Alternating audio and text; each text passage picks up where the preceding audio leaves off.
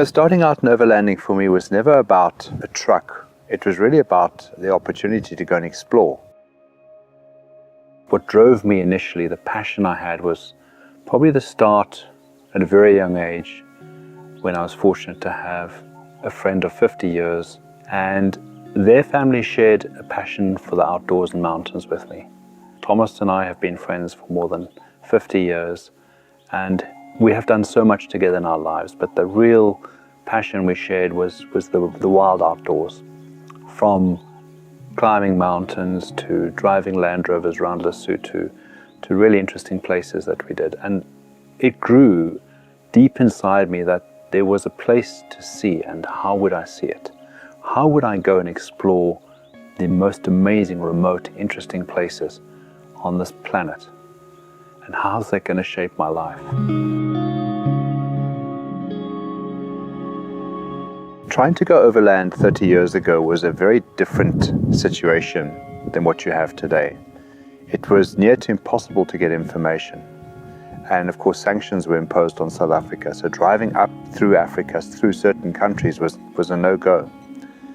And I remember seeing people come down through Africa in overland trucks, coming from the north, and talking to them and just being inspired and driven. And my dream was going to happen. I just didn't know how and when. We didn't have the luxury of jumping on the internet and researching and blogs and people sharing information.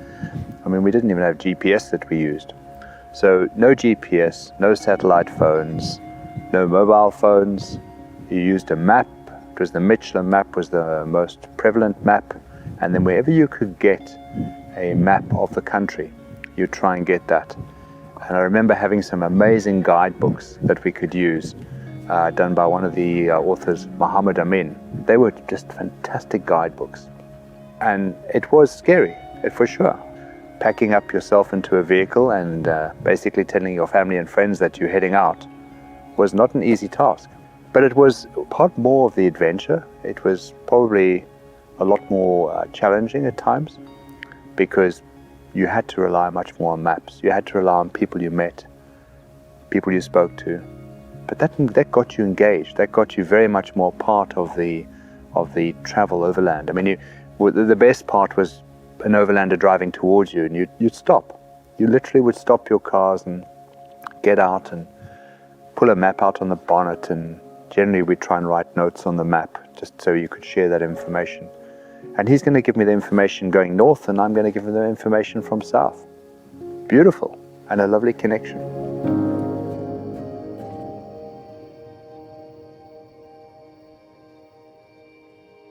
So if I look at adventuring today, for myself, it's still to go to those unique places, but it's much more about the journey I take.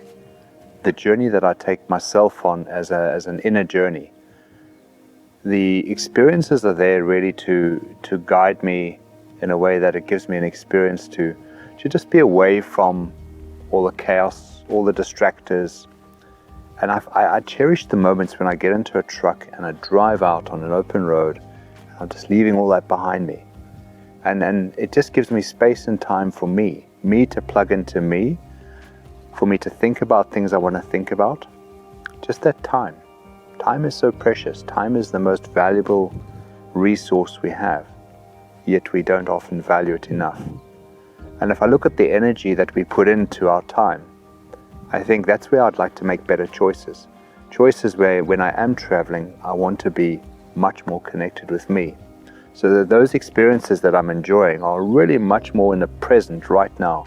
I can connect with someone. I'm not worried about tomorrow, yesterday. It's about now. It's about right now, in this moment, the conversation I'm having with someone, the energy we're sharing, the time they're giving to me and the time I'm giving to them. That for me has really deepened my travel lust.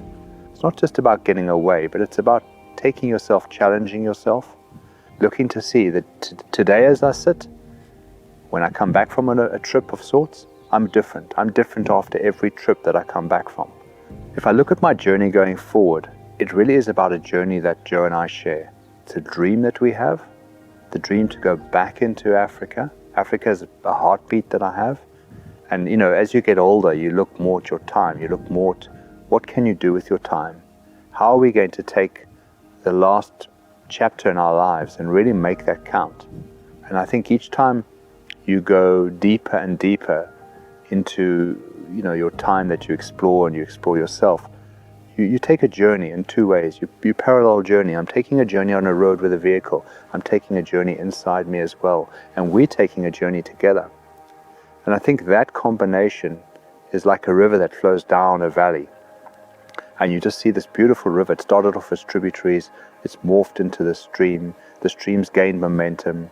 It's gone round the rocks, bumped through the potholes, and it's making its way down this valley. And it's clear. It knows exactly where it wants to go. It's got precise energy, power, it builds up. And I feel that when you're in sync with your partner, and when you're in sync with who you really are, you're much clearer about where you want to go, what you want to do, how you want to be. And the essence of all those experiences we're going to draw out of our travels are going to give that overlanding experience that we yearn for. We look for those experiences to give us meaning, to define not who we are, but how we are. Thank you so much for joining us on our journey, sharing our films and following us. And if you would like to see more, please click on the link below and we'd love you to contribute through Patreon.